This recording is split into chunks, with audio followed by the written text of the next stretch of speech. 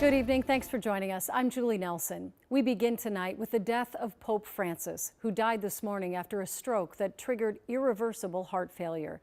This is a live look at St. Peter's Square in Vatican City, where it is currently 1 a.m. Just a few short hours ago, it was filled with people praying and paying their respects. Pope Francis was known as a reformer who rattled the Catholic Church's conservatives and inspired some progressives.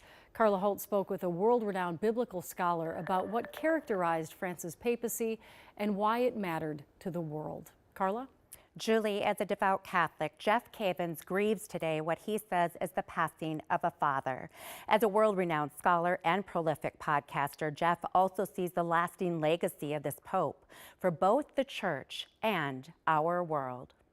They're holding their hand out. Whenever in the presence of Pope Francis. And at the same time, you would see Pope Francis putting his hand out. Jeff Cavins would remember another holy perspective. Go to the Sistine Chapel and look up, and you'll see the finger of God and man coming together. And bringing people together, Jeff says, was exactly the mission of the 266th pontiff. He's going after those who society has left behind. He's embracing the unlovable, and he's kissing them and holding them, you know, as Mother Teresa said, he's recognizing Jesus in the most hideous disguises, and he had a gift for that. As author of the Great Adventure Bible Study, co-creator of the Bible in a Year podcast, and guide and motivator on Hallow, Jeff believes Pope Francis followed in the footsteps of those who came before him.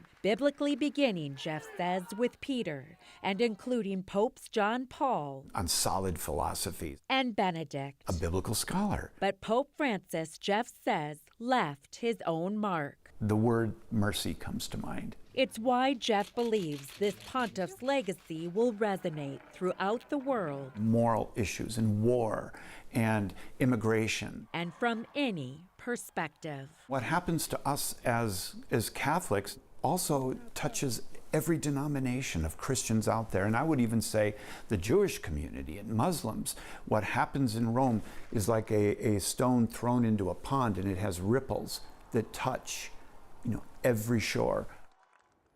125 cardinals will now decide who is the next pope. Jeff believes they'll start that process by first asking, quote, what do we need right now? And Jeff further believes they'll approach the question from both the Catholic and global perspectives, knowing again how those ripple effects reach everyone. Julie? All right, we'll all be watching closely. Thank you, Carla.